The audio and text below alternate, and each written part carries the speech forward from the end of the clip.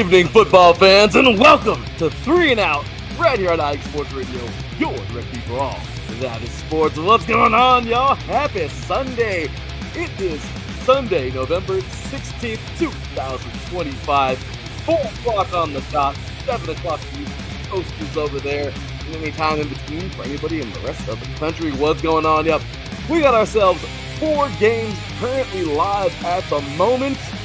We have a bunch of games, 8 to be precise, that went final earlier today. One of them, the first ever Madrid game. That was a crazy one that ended in overtime. And then, of course, we got 2 primetime games coming on up. Sunday night and Monday night football coming your way, and a little bit of Thursday night as well as we get ready to enter, can you believe it, week 12 of the NFL. This is crazy, right? We are just finishing up week 11 right now. And, well, it's as crazy as you can think it is, right? Because playoffs are already here for high school football. Playoffs are already here for college. They're getting ready and set for the lower divisions. And we're just about 2 weeks away from getting everything situated for the college football playoff in Division I Single A. So we got a lot of stuff coming. Yo, I'm hoping you're all very excited because I know I am, man. Football is here. Remember the big dude from Remember the Titans? Where he said, the football's here, I'm a come running, or something like that. Remember that? And I hear football, I come running. Well, that's kind of like us, right? That's myself. That's Teran. We come running when football time has arrived. And, well, it's already arrived and it's been here for a while. So we are now heading into this final month, if you will, of regulation for, like I said, for major Division I college football. And playoffs are coming our way and on all the others. The NFL is basically at this point, well, it's either you're good or you're not. I mean, desperation, button hitting, or, hey, we're just going to go ahead and tank for the draft. That's pretty much where we are. And, well, what teams are so close yet so far? What teams are so far yet so close? Well, we'll talk about all that today. And, of course, get on in to the recap of this week in college and preview those primetime games coming your way. Let's do this, y'all. You are now tuned in live to 3 and Out, right here on IG Sports Radio, your direct feed for all. That is sports.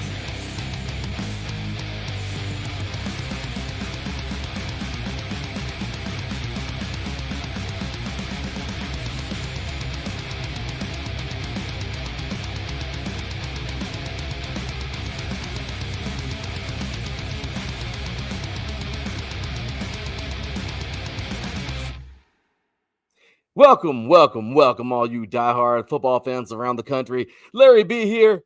Pleasure to have you tuned on in tonight because we got ourselves a good one. The new background is in, as y'all can see. We are ready to rock and roll, man. 3 and Out is here. We're ready to do this, and, well, we got like less than an hour to do it in because, of course, we got to clear the stage for our boys, Mr. Davidson Crooks and Notarius Locke, for fast breaking a little bit for some basketball. But we're going to talk some football for this next hour. And to help me do that, man, he, of course, is the host of our volleyball show, which they're in their final week. Biggest finished up right now. So that tournament is getting ready to start next week. All the selections and everything getting ready to go. I'm excited, man. He just came fresh out of a volleyball game right now. Major D1 women's volleyball. Always a great time there. Those ladies can play. But, of course, he just rushed home, just walked in the door a little bit ago, and he is here, of course, because he's the co-host of this show, 3 and Out, and he's our SoCal sports insider. Ladies and gentlemen, my boy, Mr. Teran Rodriguez. Good afternoon or evening, sir. How are you? Doing good, Larry. And there's actually, after today, there's going to be 2 more weeks of the NCAA women's volleyball season. Then it comes to the NCAA tournament. So we're getting still real some time close to the end. Positioning and for teams to possibly host in the NCAA tournament in at least the first couple rounds. I'm knocking on wood, hoping USC can host the first couple rounds because I'll be there no matter what. Well, we got conference tournaments begin in these next 2 weeks, right? This is So 2 more weeks, Big man. 10 and whatnot. Really excited for this conference tournaments, man. Tip off, I think, is November 18th. Like coming up, Tuesday. I don't think there's anything tomorrow. So this is great, man. We're excited for the volleyball season, of course, getting to its ending here for the ladies. And of course, we're here talking some football today, man. So with that said, Teran, let's get to it, man. Let's go ahead and talk a little bit about actually, let's go ahead. Last week, we started off kind of just recapping these games from the day. let's flip it up a little bit now and just get on into the fast recap of everything from college. High school is pretty much done. We already talked about high school. Got that out of the way on yesterday's show because there was nothing yesterday. Obviously, as we know, Teran, the brackets are heating up. That open division, or Division 1, that is, in CIF is major. Some big upsets. Bosco found their way out, which was freaking crazy. Mater Dei is climbing, doing what Mater Dei usually does. That matchup with them and Corona Centennial is going to be insane. We have all throughout the country, man. It's just crazy. What a wild week in high school football, right? The CIF Southern Section Division 1 bracket delivered absolute chaos as number 12 Santa Margarita stunned at number 7 Sierra Canyon 21-9. We have Orange Lutheran obviously knocking off Bosco, number 4 St. John Bosco 20-19. Handing the Braves their earliest playoff exit in years. Number 6 Mater Dei looked every bit like the title favorite with a dominant 20-0 victory over Mission Viejo, setting up a massive semifinal versus number 5 Corona Centennial, who cruised past Servite. In Georgia, the national contenders held firm. Number 2 Grayson, number 9 Buford, and number 13 Carrollton are all rolled in to the next round. They are just blowout wins, so they are cruising on through. Number 14, St. Thomas Aquinas, and number 15, DeMatha, the Maryland team and a Florida team there, and they're just moving on to the next in their playoffs. While number 21, Cass Tech in Michigan advanced behind another monster game from 5-star quarterback Donald Tabron. Donald Tabron II. Hope I pronounce his name correctly. Superstar wide receiver CJ Sadler Jr. And of course, meanwhile, number 17 De La Salle dominated with a 42-0 shutout. And that's up in NorCal. And then going back to Florida, number 20 Chaminade Madonna erupted for 63 points. Upsets, blowouts, shutouts, statement wins. We got it all there. And this week had everything as the postseason picture tightened and the national title debate grows louder than ever, even though we know who we're going to get.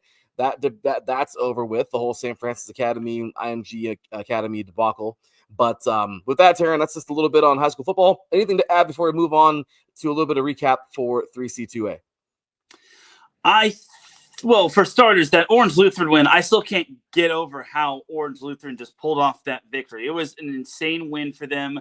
That might be a culture-defining win right there for the Lancers. And it's a tough loss for Bosco, but it just goes to show that anything is possible. And special teams do matter. Special teams do matter. And Mater Dei's win over Mission Viejo, like I mentioned, it was the first time Mission Viejo had gotten shut out in over like 300 games.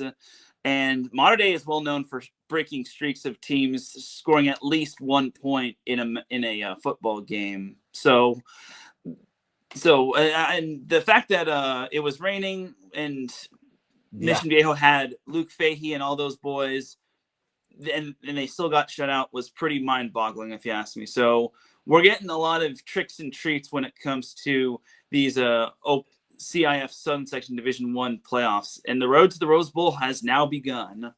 It's ready, man. So I'm telling you, all across the country, with the Texas season is going to be ending pretty soon, and that crazy playoff giant tournament that ends, I think, like days before Christmas is coming. So, I mean, we have so much here, man. Big ups to Max Preps for tracking all that and giving us these great numbers to go off of and everything. But yeah, Teran, just craziness there, man, all in high school football. And, well, there you have it. So if you want plenty more of high school football, Teran and I really go in Saturday mornings again. That's 7 a.m. Pacific time, 10 a.m. Eastern. So let's go ahead and swish on now over to the 3C2A because we got some NFL to cover today. So yeah, Teran, let's talk a little bit about just recapping here. So this past week in 3C2A football delivered everything November football is supposed to bring: rivalry, intensity, playoff drama, and season-defining performances.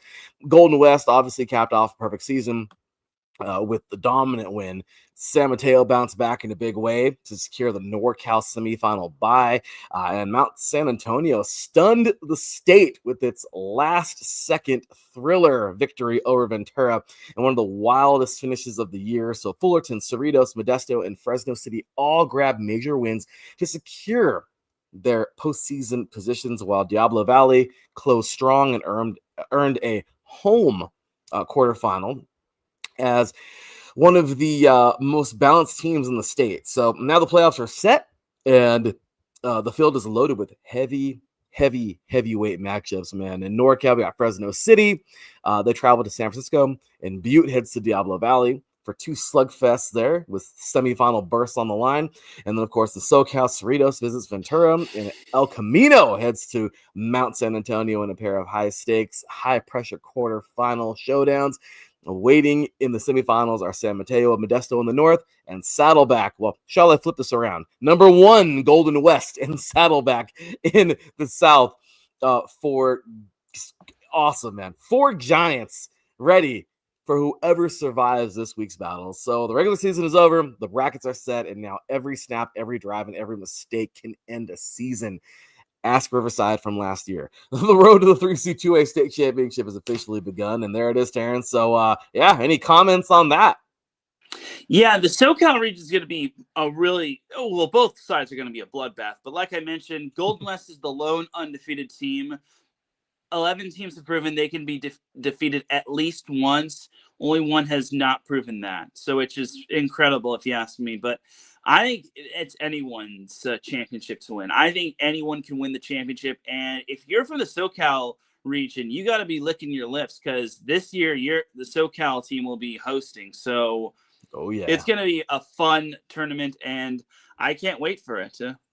Oh, yeah, I'm excited, man. We're going to have ourselves some good stuff there in the 3C2A. And yeah, man, we have some great stuff. So again, just really, I don't know, man, Golden West, I think they'll be the team to host it. They look so good. This team looks strong. And I don't know, man, San Mateo, they've been strong up there for a while. But, dude, I don't know, man. My sleeper right now is Diablo Valley. These guys, they just look so good. So I don't know, man. Again, we're just going to see who's who. Again, if you want plenty more of that 3C2A coming your way, the junior colleges of California. Check us out again Saturday mornings. Teran and I take a real deep dive into that. Today we're doing the Diet Coke version and getting onto the NFL, but let's go ahead and move on now to the NJCAA because, well, this one's fun, man. This past week in the NJCAA, football delivered everything November promises, of course, the same exact way the 3C2A did. Upsets, championships, and dominant top-tier performances, man. Number 1, Hutchinson stayed perfect at 9-0 now with an emphatic win, while emphatic win. I can't even read my own writing. Emphatic win. While number 2, Iowa Western unleashed a 60-0 demolition of Ellsworth to tighten up its grip on number 2 because that's who they are right now. That number 2 Reavers team looking strong. The biggest headline came from Mississippi, where number 4 Northwest Mississippi edged out number 5 Mississippi Gulf Coast 16-13 to claim the MA3C championship, punching their ticket to the NJCAA postseason and keeping their national title hopes alive. Number 7 Coffeyville stayed hot with another win. Number 13 Butler bounced back in a big way. And number 12, Iowa Central, Teran, they stunned number 11 Garden City in overtime. You and I talked about that yesterday. What a game, man. This is one of the week's most craziest victories there. Meanwhile, Northeastern Oklahoma A&M, Teran, I said this game wouldn't matter. And, well, they continued its giant killing run with a 38-31 upset over number 9. Guess who? Trinity Valley, shaking up the top 10 picture yet again. So looking ahead, the playoff picture, stakes now tighten even further as teams begin positioning for bowls and national semifinal considerations. So Northwest Mississippi awaits its national opponent after capturing the MA3C crown, while Tyler, of course, team I've been raving about all year, Tyler Junior College and Iowa Western, Coffeyville, and Georgia Military look to close their season strong and secure all postseason berths. So we'll see who can. The final week ahead will feature decisive matchups in the SWJCFC playoffs, and most notably, number 3 Tyler continuing its undefeated chase, as well as critical games for at-large bowl positioning across the country. While with only 1 week left before the final rankings lock in, the national picture is as intense and wide open as it's been all season. Teran, how about these games from yesterday, man? Yeah, and the MACC championship was absolutely amazing. It was a defensive slugfest. It came down to the wire. That's what you love out of a conference championship game. That was absolutely amazing. An instant classic right there. And I don't think you could have ever scripted a better Oh no. ending when it came to that. It was just absolutely amazing. And then Iowa Central, I feel Iowa Central is so under the radar, and they just don't get the credit that they rightfully deserve. I think they're such a sneaky team. They're not on the level of like Hutchinson or Iowa Western, but Iowa Central is pretty darn good if you ask me. So do not sleep on them. Sleep on them at your own peril. That's for sure, man. But again, Teran, the question that remains, and I've been saying it every week because obviously all of our newcomers and everybody who tunes into the show, maybe it's the first time tuning in. But Teran, again, number one, we know Hutch has been so good. The Hutchinson Blue Dragons, the number two Iowa Western Reavers. Teran, again, as good as everybody else is it just the inevitable? Are we looking at again is the collision course more real to you than it's been all season now that we're at the end? Hutch is still number one. Iowa Western is still number two. And, well, do you think this is going to happen? Do you think they're going to meet again in the national championship? I think it's possible. I think it's inevitable. And I don't think there's anyone that's touching either of those two. It's basically Hutchinson, then Iowa Western, and then all the way down is the number 3 team, and then some. But it's crazy. Who knows? Maybe the playoffs will surprise us. And they might. They just might. But, man, I'll tell you, I would love to see a shakeup in there. But again, I mean, right now Hutchinson again, they're just unmatched. They're so good, and my gosh, Teran, I wish we really could get a national championship game with the NJCAA and the 3C2A. How cool would that be, man? That'd be pretty sweet if you ask me. Maybe it'll happen one day. I think it would be great for the junior college community just because it would prove that junior colleges are indeed a good place to go for athletics and maybe for academics too. Oh, definitely, man. So I hope that I really, really hope that happens one day as well. But we shall see. As of right now, though, man, this is where we are, and to see Hutch versus a Golden West or something would be so cool. Or Iowa Western and San Mateo, it'd be so cool to see. But all right, Tim, moving on to Division 3 real quick, as we're just continuing to hightail it through everything. So what a wild week this is it. This is week 10 or week 11 or wherever we are in Division 3. But heavyweights stay heavy at number 1, North Central, number 2, Mount Union, number 4, Wisconsin River Falls, number 5, Bethel, number 6, Wartburg, all rolled to dominant wins, keeping the top of the national ladder unchanged. But the story of the week came from Lancaster, where number 25, Franklin and Marshall, stunned number 3, Johns Hopkins, in overtime, shaking the pool incredibly. Turned it on its head, man. Picture and opening a massive door for bubble teams. Okay, we also saw upset number 19 Central, Ithaca knock off number 20 Cortland, and DePaul take down rival number 24 Wabash, turning the playoff race into an absolute chaos. Meanwhile, teams like Christopher Newport, St. John's, John Carroll, Salisbury, Hope, Wheaton, Berry, and Susquehanna handle business and strengthen their postseason claims. Next week sets the stage for the most consequential selection Sundays in years. Several conferences still have titles on the line, and dozens of teams are battling for the final pool spots. So we'll see, man. Expect national powers like North Central, Mount Union, Bethel, Wartburg, Wisconsin River Falls, Salisbury, even Hardin-Simmons, who took a few licks this year, and Trinity of Texas to lock in high seeds, while bubble teams such as Wheaton, Hope, John Carroll, Susquehanna, Berry, Wisconsin, Whitewater, the War Eagles, and DePaul face off in critical matchups that could decide whether their season continues or not. Rivalry games, conference championship clinchers, and a playoff-defining clashers, because those are coming, are all on tap. And by this time next week, the bracket will be revealed, and the road to Salem officially begins. Teran, how you feeling about D3 right now? That Johns Hopkins getting upset was probably the upset that was heard all around the D3 realm. And Franklin and Marshall, I feel they had to have gone for 2. I feel Johns Hopkins it was 21-21. Johns Hopkins got the touchdown. Franklin and Marshall got the touchdown, and then instead of kicking the extra point, they went for 2 and got the win. And that right there is basically big right there, just because you play to win the game, and Franklin and Marshall, they had nothing left to lose. If they were to the loss. They could have hung their hats on them having an amazing effort at home against the number 3 team in the nation. But if they went for it and got it, they would have just made history, and they did. So amazing win for Franklin and Marshall. Just absolutely unbelievable, if you ask me.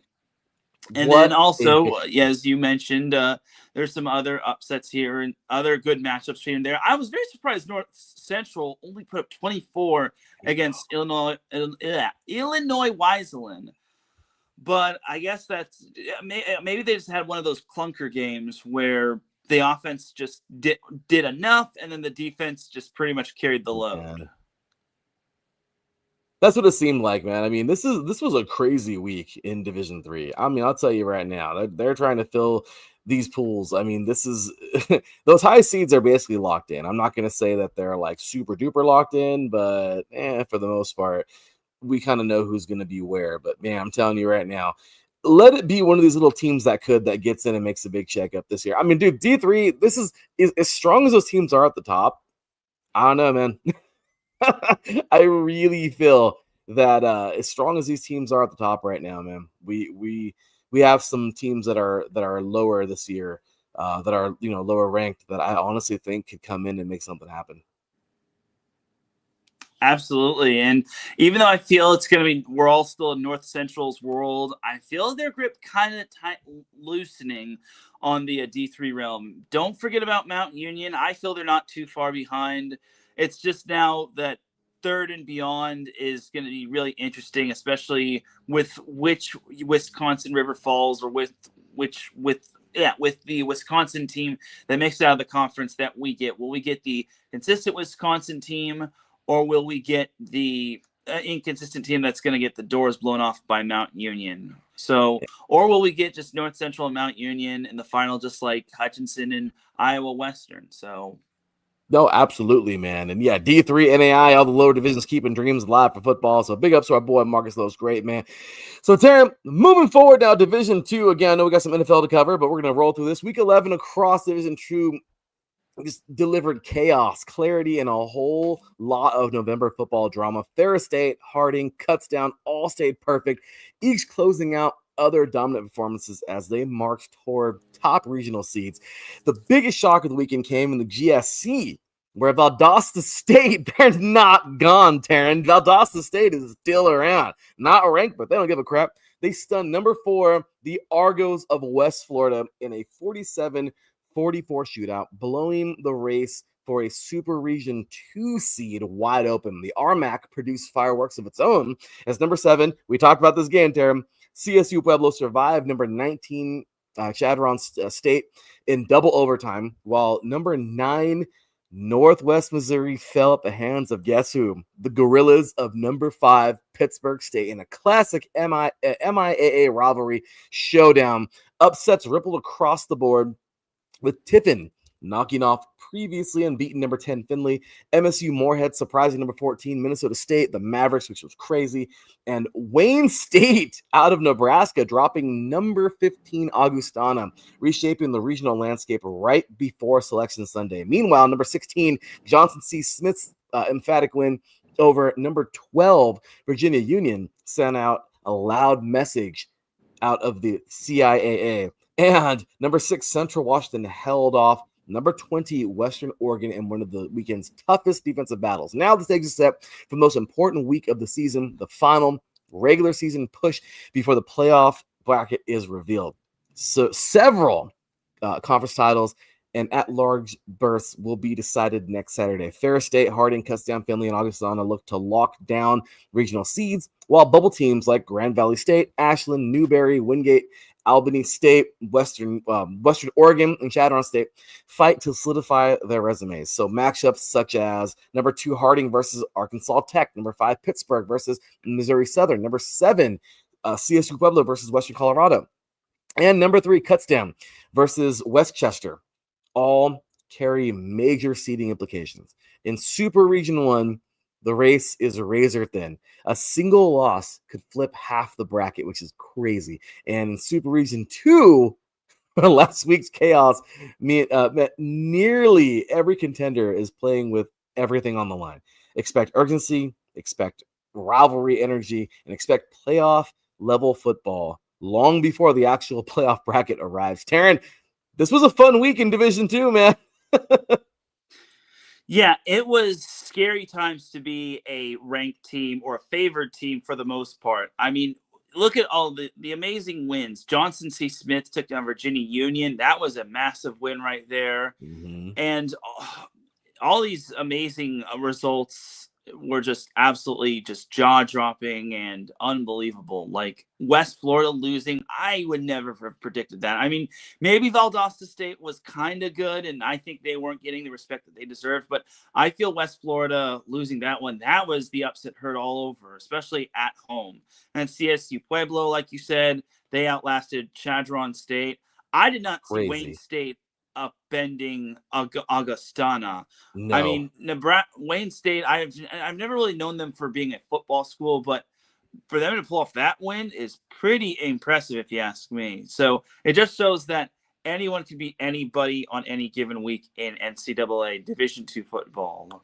Hey man, it seems like that right now all over the place, man. This has been a fun weekend. I mean, yesterday watching all these, like trying to catch some of these games on the live streams and just trying to get these tweets out and everything. I mean, just really cool. Thanks everybody for their the chats, of course, tweeting everything. This has been a lot of fun this season. But man, what a crazy week in Division II and major upsets. I mean, I did not expect number 4 West Florida to fall. That was freaking crazy. So yeah, so all of that good stuff there, Teran. I mean, we have just victories and statement wins and rivalry stuff all over the place, man. So next week is going to be a lot of fun for Division II. I am so excited for this, and well, let's see what happens, man. We will go ahead and preview that again. That is this coming Saturday, 7 a.m. Pacific time, 10 a.m. Eastern. So make sure to tune in for that one. So all right, Teran, let's go ahead and move it on now into the NAIA as we are just moving along in our show. All right, so NAIA weekend, man. This past weekend, the NAIA delivered one of the most dramatic finishes of the regular season, highlighted by a snowy overtime classic in Sioux City, where number 9 Morningside handed previously unbeaten number 6 Dort its first loss in a 34-28 thriller. Teran, you and I both picked Morningside, and they did it. How crazy is that? Number 1 Grandview, number 2 Kaiser, number 3 Benedictine, and both teams tied at number 4 Friends and Montana Tech. All closed their regular seasons with dominant statement-making wins, reaffirming their national title aspirations. Several contenders strengthened their playoff resumes, including Lindsey Wilson, College of Idaho, and Southwestern, while major upsets shook the bracket landscape. None bigger than Georgetown's last-minute win over who, Teran? Number 10 Campbellsville. We both picked Georgetown in that one, too. Concordia's stunner over number 19 Northwestern, and Louisiana Christian's blowout upset over number 11 OUAZ. With ranked teams falling and conference titles decided on the final weekend, the playoff picture is tightened up dramatically across the country, man. So we got some good stuff coming up in the NAIA, man. How do you think about that? Or what do you think about that? Yeah, Morningside winning, I don't think it was too surprising. I think Morningside definitely hasn't been getting its flowers, and for them to beat an undefeated Dort team going in was absolutely amazing. And then Georgetown really made a liar out of UNI. I thought Campbellsville was going to pull off the win. I knew it was going to be a close one, but I didn't think Georgetown was going to pull it off. So the fact that they pulled off was absolutely amazing right there. Just impressive, if you ask me. And then pretty much everyone that was heavily favored pretty much took care of business. So, but those matchups that I just talked about, or you and I talked about, those were the highlights of the weekend. Those are some darn good bangers. Oh, they were, man. And again, you're right. I mean, Morningside, look, it's true. They're a tough team. They should be respected, obviously. They've taken some bumps this year, but it doesn't mean that they're not a top team in the country. I mean, this team still has every chance of winning the national championship. That's what I love about these playoff brackets, you know. So this year it's going to be a lot of fun. Really excited for the NAIA, man. Just I don't know, Grandview, the Vikings look so good. Kaiser's taking some bumps. I don't know. I mean, again, we're going to see who's who. But super excited for this entire thing itself. Because again, NAIA is not, they're not intertwined with the NCAA. They do play each other, for those who've never tuned into the show before. But of course, they have their own sanctioning body of colleges. So pretty cool, man. Excited for these guys all moving forward. So, all right, Teran, let's go ahead and before we Concordia, get Nebraska beating Northwestern of Iowa was also pretty darn good as well. Huge victory there for those guys. Yeah, sorry to cut you off there. That good. Really impressed me. Yeah. Oh, that was a good victory there. So, all right, Teran, these games get ready to go final right now in the NFL. Let's get over to the FCS real quick and talk a little FCS football.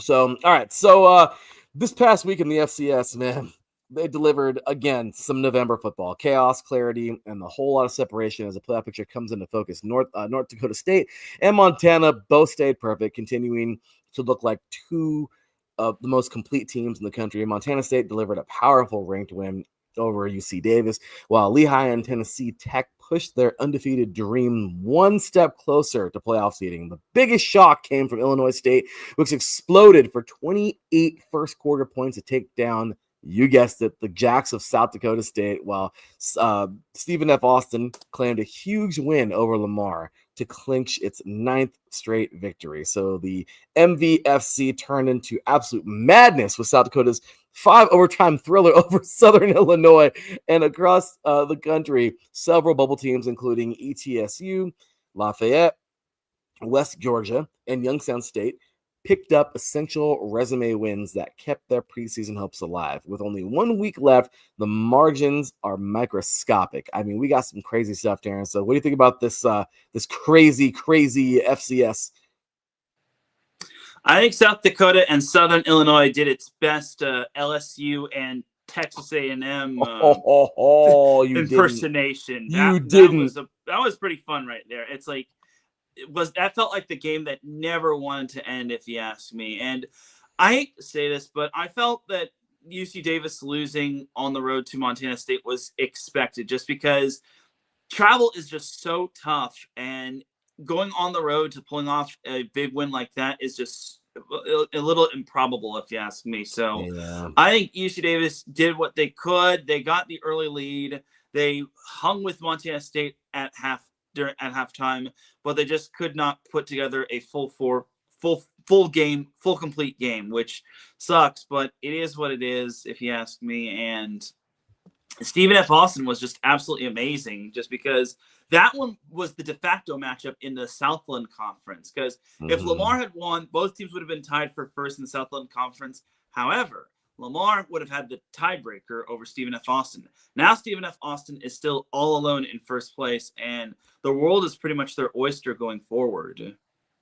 Ain't that something, man? I mean, these are the weeks where you just don't leave it to nobody else but yourselves. That's it. That's the name of the game. Just win, and don't have to depend on anybody else. And right now, that's the name of the game. So the teams that are winning right now and making it happen, I mean, congrats to the teams who are falling by the wayside. You better pick it up like by next week. I mean, seriously, you can't afford to fall anymore. Okay, if you've already fallen enough, and I don't know, there's been some craziness, man. South Dakota State, just, oh my gosh, daggers there. That one hurts for the Jacks because this was so needed. I mean, they'll still be in the tournament, but they're going to be pretty low, man. I don't know. They're going to get a really hard game in that first seed, or in that first round. So just a rough go for those guys, man. So I don't know, any thoughts on the Jacks there before I move on? Well, they're gonna have to pretty much run the table. I think the Jacks have got to run the table going forward, because if they don't, then I don't think the committee will deem them worthy. And if there was ever a game that they needed to win, it was that one. But now they pretty much have to run the table, like I said. And props to Illinois State. No one gave them a chance, and they pulled off a win on the road, which was just very impressive. Now, South Dakota State, winners once of 7 straight. They've now lost 4 straight, and it just seems to be spiraling out of control for them. And even if they beat North Dakota State, or not North Dakota State, North Dakota, I don't think it's guaranteed that they make the playoffs. Like 4 losses. Yeah. I don't know. I just feel they're quality losses all from conference, but it's like they should have taken care of business. And that's usually the name of the game. You should have taken care of business and you didn't. And that's the sucky part for a lot of these teams. They got to hit that reality pretty soon, man. So rolling on to the FBS before we roll on to the NFL, man. Again, this was a crazy one. Again, just the FBS this week was chaos. Number 1, Ohio State. Number 2, Indiana took care of business with blowing out. Okay, absolutely blowing out Big Ten wins here. Sorry, just blowing out Big Ten teams. While number 3 Texas A&M survived in South Carolina, man, they came but couldn't quite close it. And the largest comeback in school history to stay perfect. The SEC stayed brutally brutal. Okay, as number 5 Georgia locked up a statement win over number 10 Texas in Saturday Night Football, and number 7 Hotty Toddy. Number 7 Ole Miss outlasted Florida behind a monster day from Kendrick Lacey. But the league shook at the top when number 11 Oklahoma marched into Tuscaloosa and stunned number 4 Alabama. What the crap? Out west, number 8 Oregon and number 12 BYU both flexed in dominant wins. And number 17 USC picked up a huge resume booster by knocking off number 21 Iowa at the Coliseum behind yet another star turn from good old what do you call it? Makai Lemon? Yeah, Makai Lemon. That guy is a beast. I love him, but this school makes me angry because you shouldn't have even been down freaking 14-0 at one point. But anyway, number 9 Notre Dame rolled. Number 22 Pitt on the road, keeping the Irish right in the thick of the playoff race, while number 19 Virginia at number 15 Miami, we have number 16 Georgia, and number 18 Michigan all found different ways to grind out wins in league play. So the upset bug bit hard elsewhere, though, with number 24 South Florida falling in a wild shootout at Navy, which was crazy. Number 25 Cincinnati getting clipped at home by Arizona, and of course midweek I love Maction delivered peak November energy, overtime thrillers, blowouts, and box scores filled with 400-yard passers, setting the tone for a stretched run where every snap now feels like playoff implications. So, Teran, your thoughts on any of those games, man?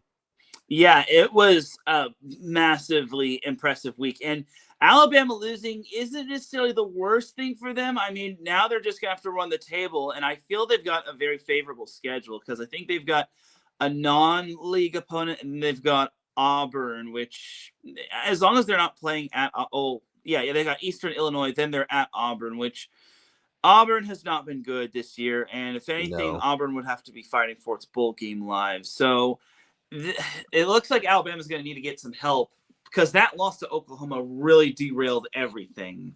Horrible. And Texas A&M, we talk about the Chargers Jaguars 27-0 debacle. That almost resembled it right there. Like the fact that South Carolina was up 30-3 at halftime, and then Texas A&M routed off 28 unanswered points is just absolutely stunning, if you ask me. But I guess that's what good teams just really do. They don't always have to be good, but they just have to be good when it matters most. And they really woke up in the second half. And that's a testament to Texas A&M football. I just feel that if they do that against a quality opponent like Alabama, maybe Georgia or Oklahoma, I don't know if it ends the same way. But I feel that was a very impressive win. And Georgia just smoking Texas was absolutely amazing. Very impressive, especially in that fourth quarter surge. This kind of makes me wonder, though, is Texas out of the college football playoff running with this loss? That seems to be the million-dollar question, just because Arch Manning's receivers were dropping passes, and although Arch Manning wasn't too bad, it's just that he would have been even better if his receivers would catch the darn ball. But Georgia just locked them up big time. Look like crap, dude. Like, honestly, Texas just looked bad. They looked really bad. Defensively, they couldn't stop anything. That onside kick to start the second quarter was crazy, man. Coach Kirby Smart channeled his inner Sean Payton. I mean, that was crazy, man. I mean, they weren't ready. This game was so freaking bad for Texas. it was horrible. And Georgia did exactly what they were supposed to. They went out there and they dominated. They freaking dominated. The first half was close, but these guys went out there and did their thing, man. And you know what? What more can you say? Georgia they look like Georgia. Texas, they look like they shouldn't be in it. I'm just being real, man. They don't look good at all. They look bad. I'm sorry. The Horns, I mean, I expected a lot out of them this year. But hey, they wanted to be in the SEC, and well, they're fighting. You know, what do you do, right? This is the big dogs. So hey, they can play there and they belong there, I do think. But hey, this is gonna happen. They're gonna have seasons like this. So yeah, Teran, I'm not. I don't know. I'm not a believer in this team right now. So crazy week, man. Anything else to close out college football for this week? I forgot to talk about this matchup yesterday. Michigan and Northwestern played at Wrigley Field. That was pretty awesome. Unfortunately, the Wrigley Field magic just was not with Northwestern, as Michigan wound up winning on a walk-off field goal. And, oh, man, if Northwestern had any sort of assembly of an offense, they would have won that one easy. But it got to the point where I think Michigan had almost 500 yards of offense. Yeah, go figure. Passing and rushing were actually balanced, and then Northwestern just could not move the ball. Again, if Northwestern had an actual offense, they actually would be legit and they win that game easy. But instead, they made Michigan look like the Michigan national championship team from a couple of years ago. So Northwestern's now in a sticky situation because they either have to beat Minnesota or beat Illinois. Otherwise, they will not be going bowling. Oh, and that is for dang sure, man. So we're going to take ourselves a quick break, man. When we come back, we got some games just go final right now, and we're going to go ahead and chomp into those. We got some that are here at the very end of the game right now. So let's go ahead and take our quick break. When we come back, we're going to jump into the recap of the NFL for the day and get to those prime time Sunday night and Monday night football, even Thursday night football. Little previews here. You are watching 3 and Out right here on IE Sports Radio. Your direct feed for all that is sports. Will be right back after this.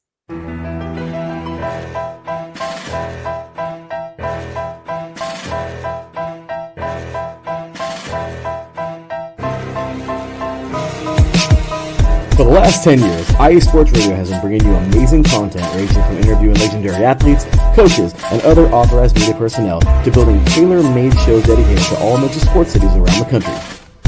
Make sure to follow us at IE Sports Radio on X, Instagram, Facebook, TikTok, and YouTube to keep up with the latest in sports and with all of our shows. Also, make sure to check out our daily updated website at iesportsradio.com. At iesportsradio.com, you can see our daily show schedule and check out all of our show pages with personal bios to learn a little bit more about each of our awesome hosts. In addition to our show pages, you can catch the iSports Radio blog, Hall of Fame, Fans of the Month page, and our merchandise shop, including t-shirts, tank tops, caps, long sleeves, hoodies, and more. For now over a decade here at IE Sports Radio, we've continued to be by the fans, for the fans, and we thank you all for your support and for making IE Sports Radio your direct feed for all that is sports.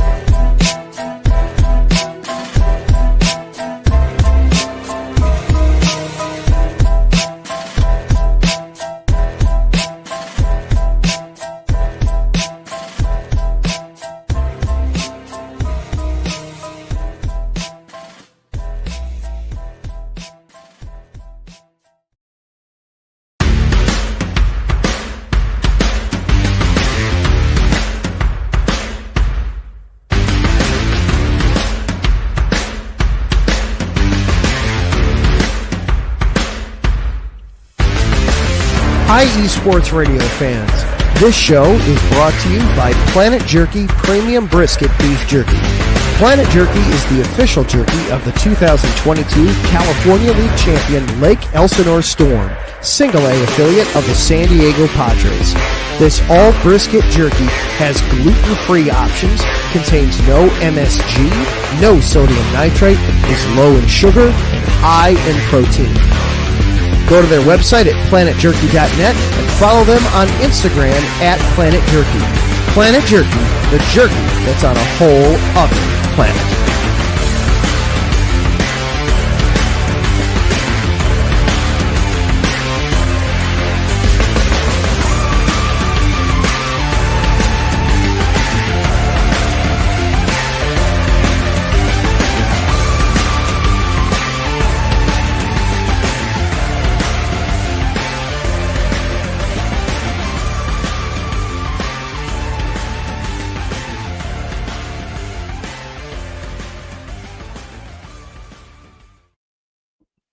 And welcome back to 3 and Out, right here on IE Sports Radio, your direct feed for all that is sports. I had to get a light on in here. It's getting a little dark, so but big ups and thank you to everybody checking this out, tuning in for these last 15 minutes here of the show. But Teran, we got some NFL to get into today, man, because this was a crazy freaking day. So again, we obviously have Thursday Night Football we talked about on yesterday's show. Drake May just leading these guys to a nice little victory, man. Trayvon Henderson, 3 total touchdowns. They looked good, man. Patriots, they knock off the their good old rivals, the Jets. Jets, just end the suffering.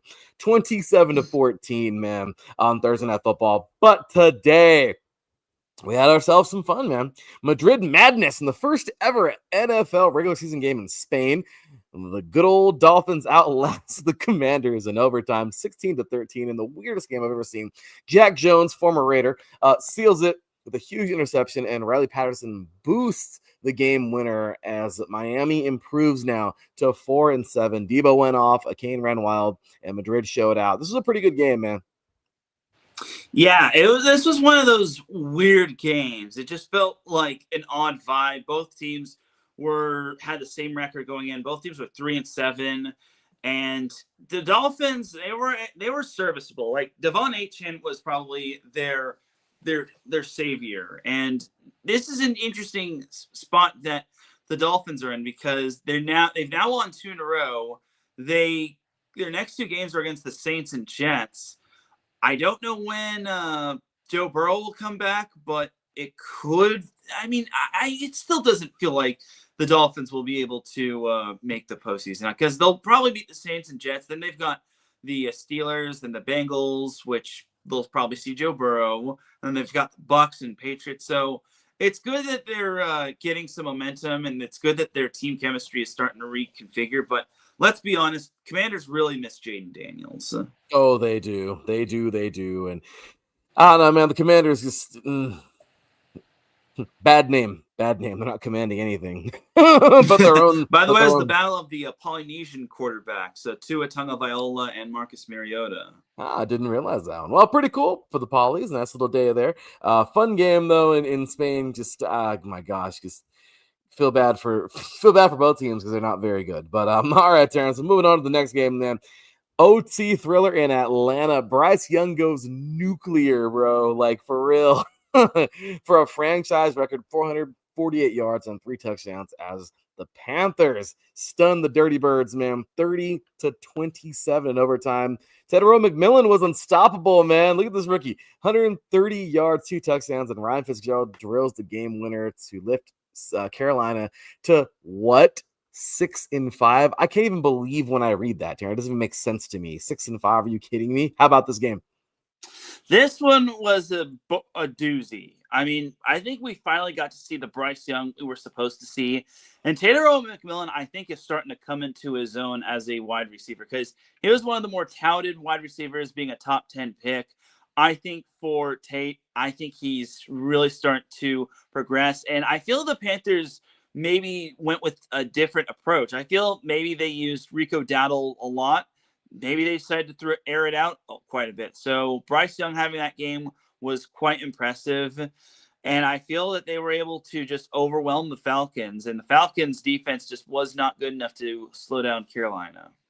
No, that's for dang sure, man. Carolina, I cannot believe they even won that game. That was crazy. But final from Orchard Park, Josh Allen goes full superhero with 6 total touchdowns, 3 passing and 3 rushing as Bills Mafia rolls past the Buccaneers 44-32 in a wild shootout. Sean Tucker shines for Tampa, however, with 3 touchdowns of his own. But Buffalo's late surge seals it at home. What a game, man.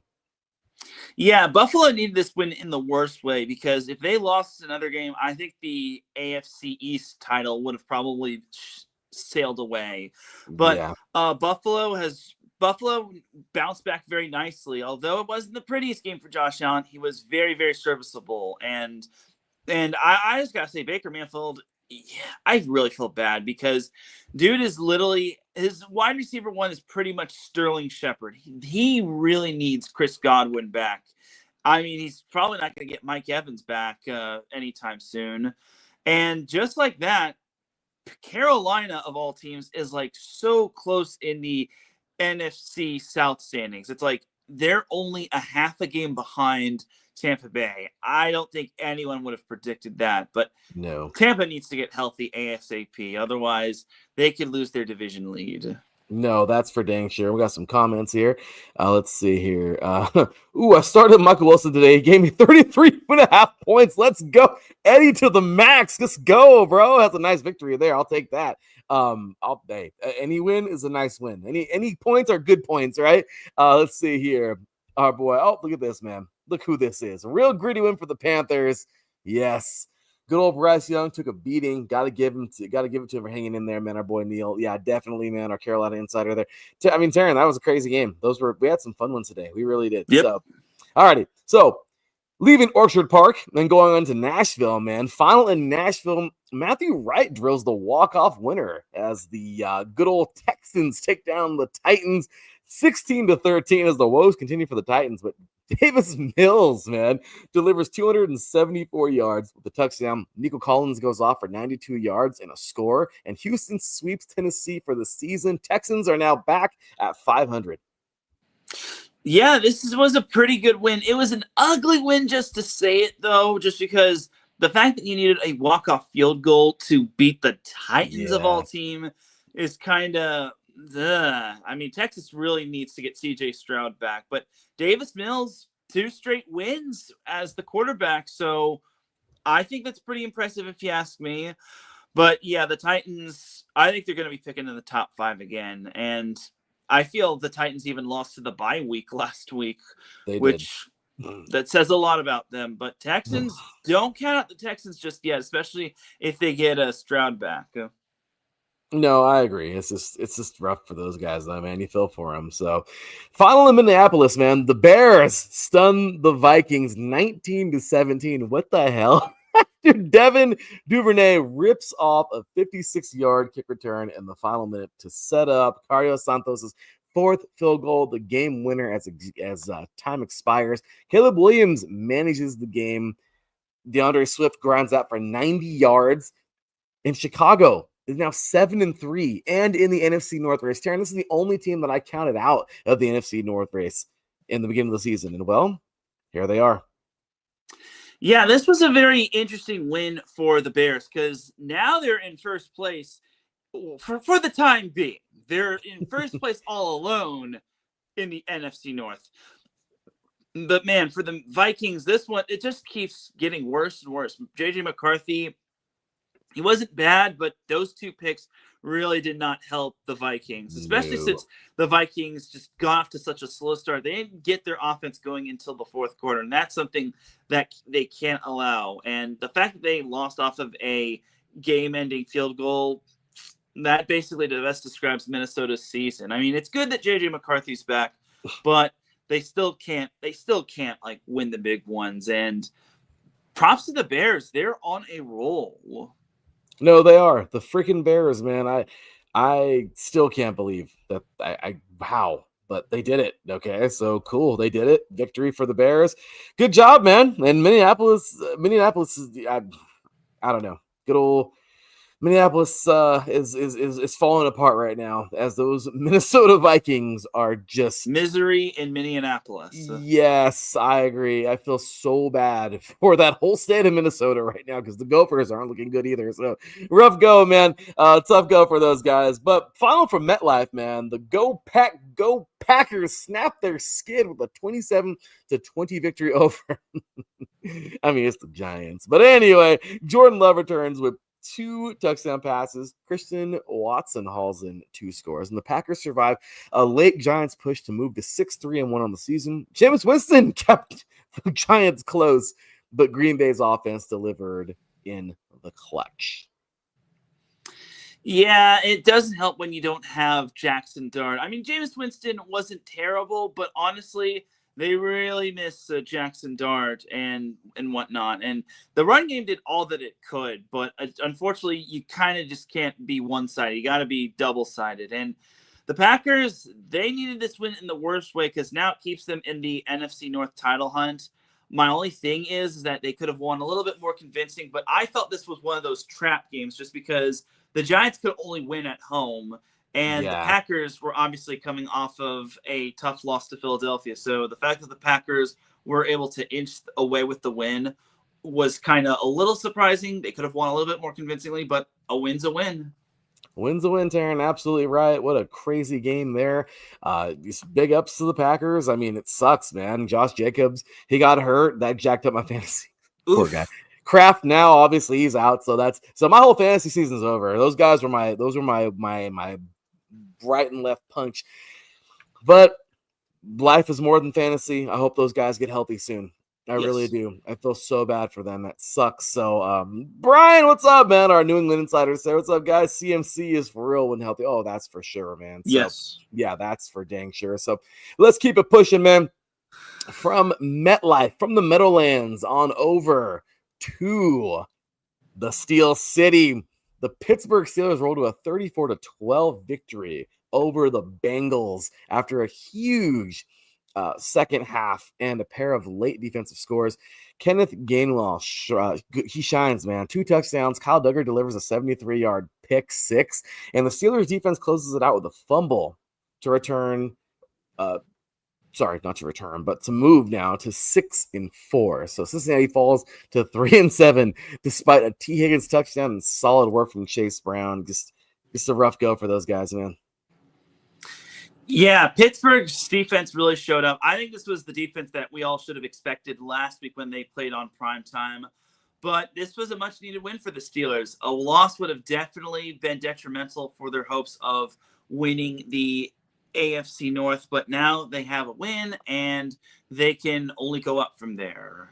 Yeah, and I mean, that's what we're all told, right? When you lose in a game, when you're younger or whatever, if you're on the bottom, the only place you can go is up. And it's true. This sucks though being at the bottom in the first place. That's the hard part, man. So rough go for those guys, but just a crazy game, a crazy season. I mean, for the Bengals and for the Steelers, this is a pretty crazy season for them, actually, if you want to talk about crazy.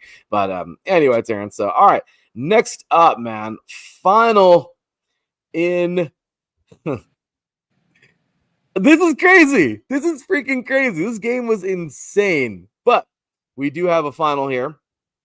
Rams and Seahawks. Well, actually, Teran, let me go ahead and I'm sorry. We skipped one game. I'm sorry. I did it on purpose. I'm sorry, Teran. I thought you were going to say, "Oh, good, we're skipping that game." Okay, sorry. Okay. We have one more game before these final games, and of course, final in Jacksonville. The Jaguars bounce back in a big way, blasting the Chargers, man, 35-6 behind a suffocating defense and ground game that never let up. Travis Etienne Jr., man, scores twice. Trevor Lawrence adds a rushing touchdown and a goal line strike. And rookie, good old Tutton, man, Biasiel Tutton, I don't know how to pronounce the name, but punches in the opener as Jacksonville rolls to 6-4. The Chargers are now 7-4 after mustering just 135 yards in offense in a tough road loss for those guys. I'm sorry, man. I know. I mean, the bye week comes at a good time for the Chargers. Kamani Vidal got hurt for them, but he was able to come back.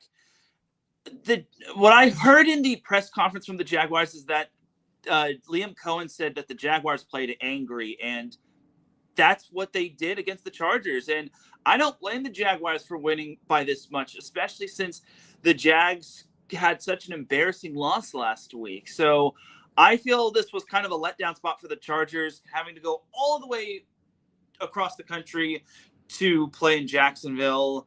I still think it's inexcusable, but thankfully the bye is next week for the Chargers, so hopefully they can get a little healthy because they've got the Raiders, and they can ill afford any more losses, especially with how the AFC is shaping up. Well, they're not losing to the Raiders. I mean, God, I hope not. Let's be real here, Teran.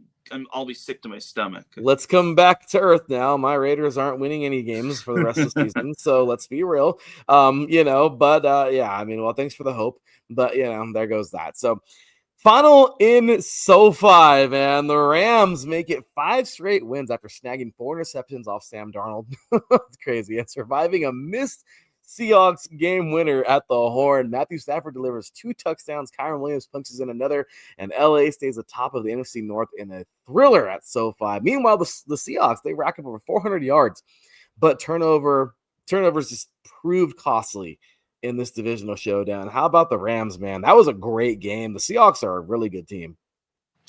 Yeah, Seattle is as good as advertised. The only problem is that Sam Darnold threw 4 interceptions, and you can't win a game with 4 picks. No. It seems like Darnold does not play his best when he faces the Rams, and that's no disrespect to him, but you saw the playoff game against when he was with Minnesota. Rams just suffocated him.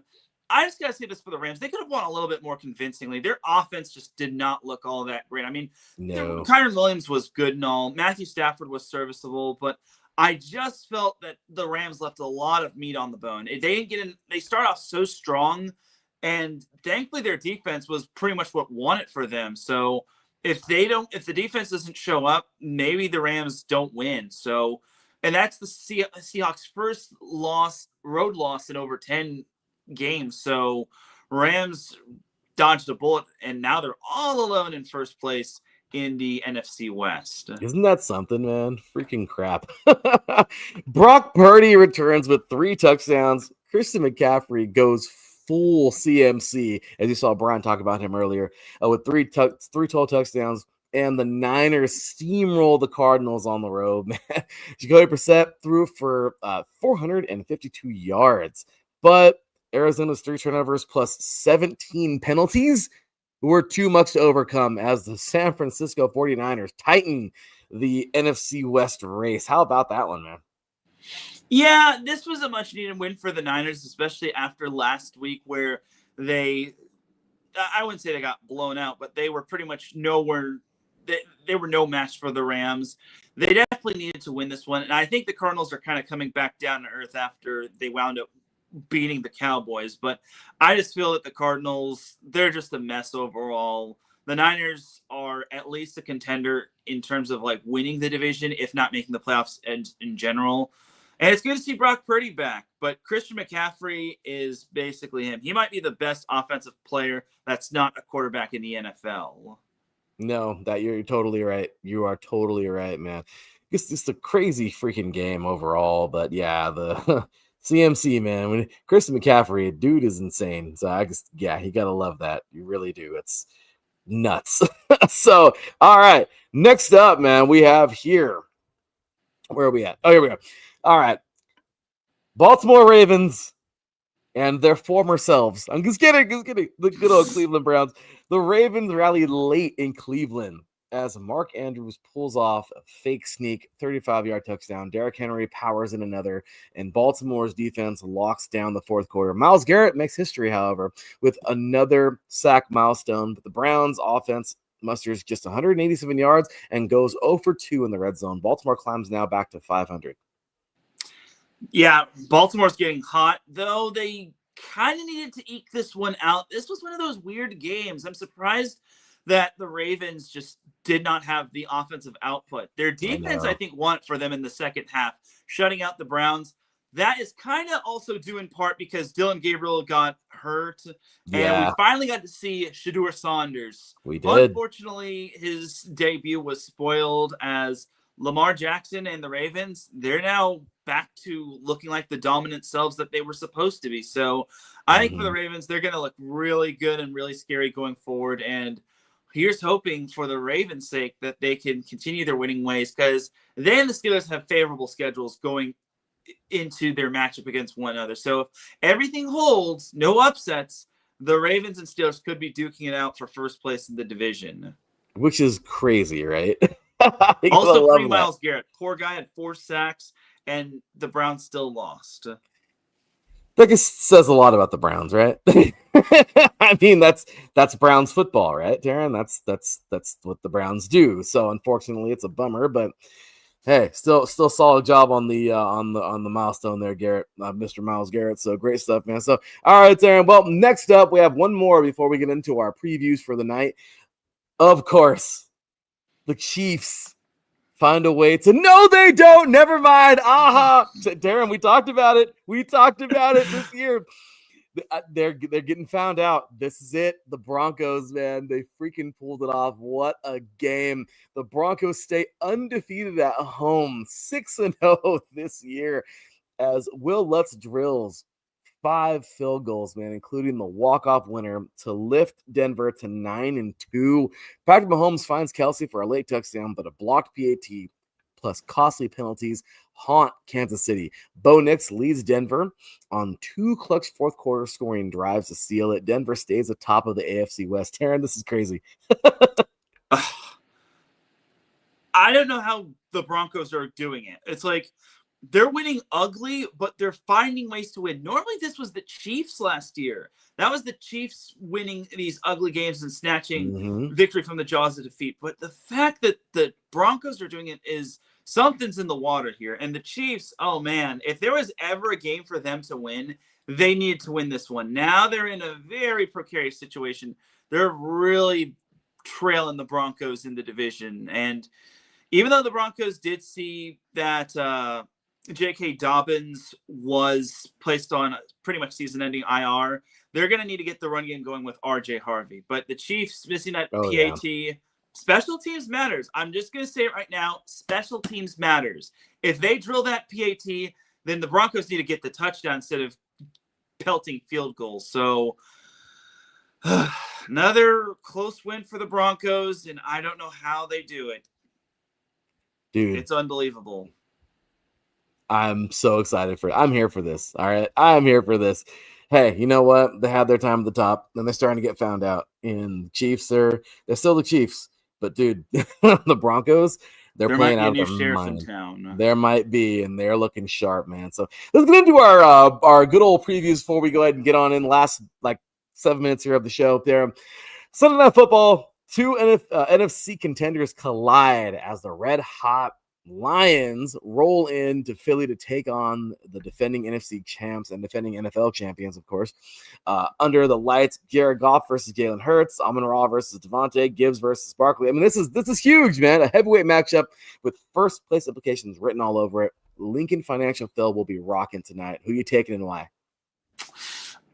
Man, this one's a tough one. I'm going to say the Eagles, but they're really going to have to tighten things up offensively. If their offense plays like they did against the Packers on Monday Night Football, then I think it's going to be an ugly game, and I don't see the Eagles keeping up with the Lions. But if their defense answers the call, if their offense starts playing smart, then the Eagles can definitely win this one. And it's going to be a close one, but I think the Eagles barely pull this one off. You think it's going to be a real close victory? Yeah, I can't imagine, because this was the NFC Championship that never was, just because the Lions didn't hold up their end of the bargain. Yeah, no, I'm totally with you. I am totally with you, man. So we're gonna see. My gosh, I want to take the Lions so bad. I'm taking the Eagles too, but dude, the Lions, man, I think the Lions are gonna come and play. And if they win this game, seriously, man, I will not be surprised. They I don't know. This team has this. There's something there. This team, they don't look as good as they did last year, but the Lions are still the Lions, man. These guys look good. So crazy stuff there, man. So all right, next up we have our preview of Monday Night Football. This one's a little crazy here. An emotional night ahead as the Dallas Cowboys take the field for the first time since the tragic loss of Marshawn Nealon. Rest in peace. Heavy hearts, but a chance to rally together under the bright lights of Allegiant Stadium. And standing in their way, a hungry, and I write that because I'm just trying to make them sound like they care, but a hungry Raider Nation squad, desperate to stop the slide and defend their home turf. So Dak versus Geno, Pollard versus Genty in the backfields. We have Pickens versus Tucker on the outside. A massive game for momentum in both divisions. And again, I tried to doctor that up and make it sound really cool. Teran, let's be real. These two teams suck. They're not very good. Neither of them look like they're going to the playoffs. And really, this is just a fight to not look stupid on national TV on Monday Night Football after everybody gets out of work and wants a good laugh.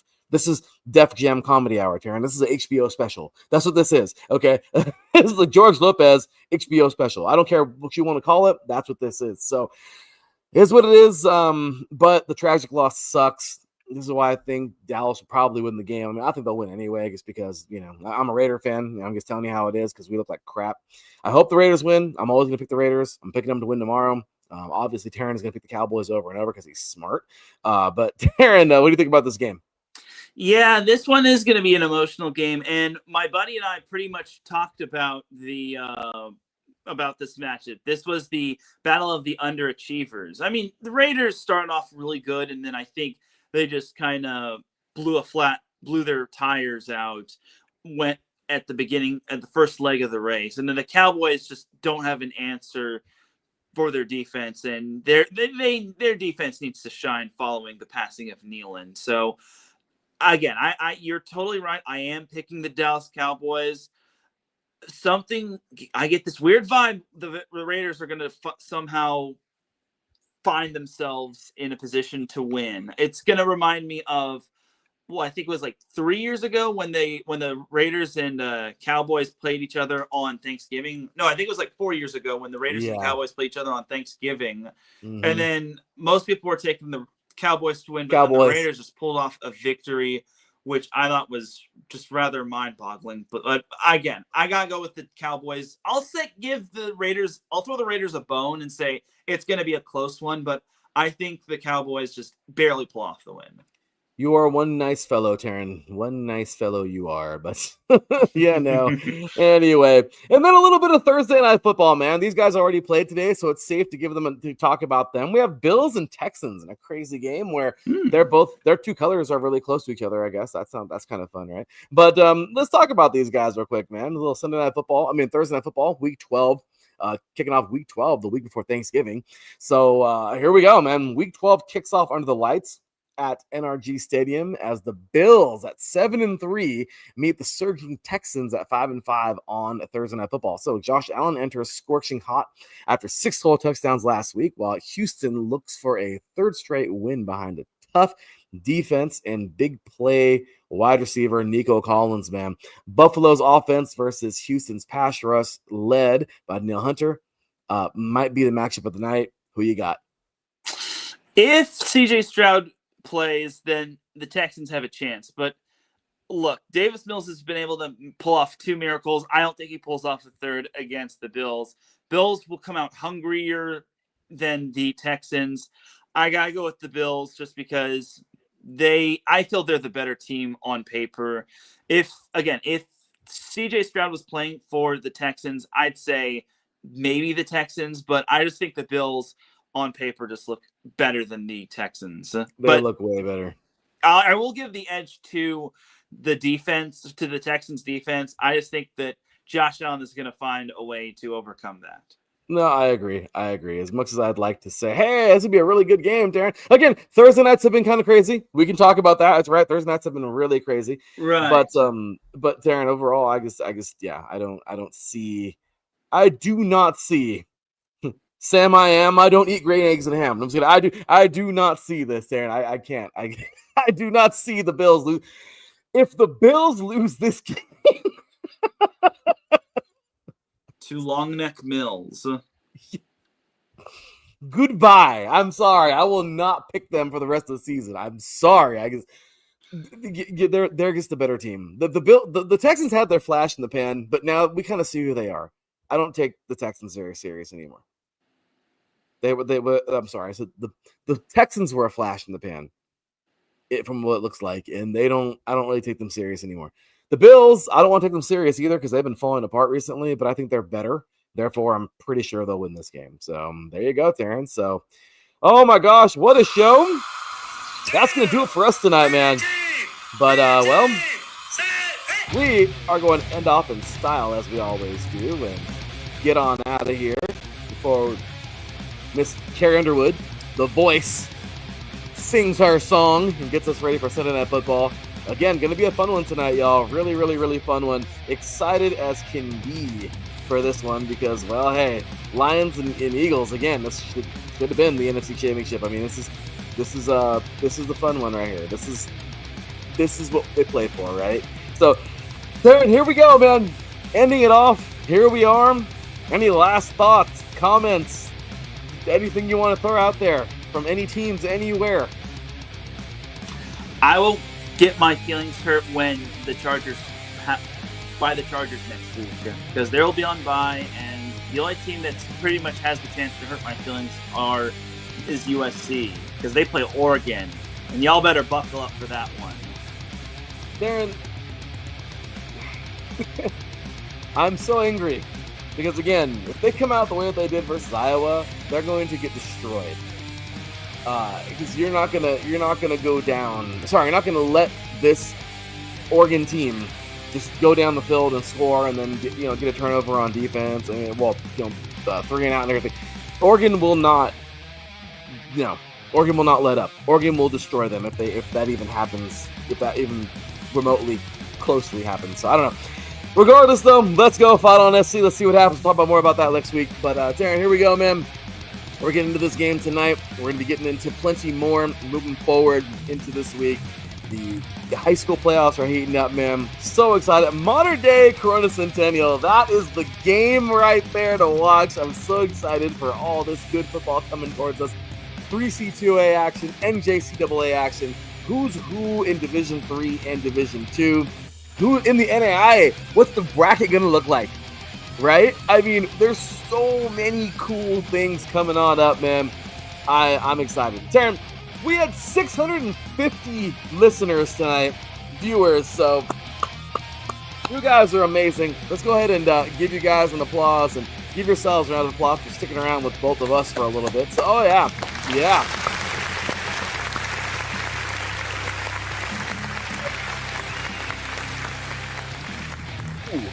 Makes IE Sports Radio work. We appreciate you all, man. And that'll do it for my boy, Teran Rodriguez. For me, your boy, Larry B. We will see you Saturday morning bright and early to talk plenty more football.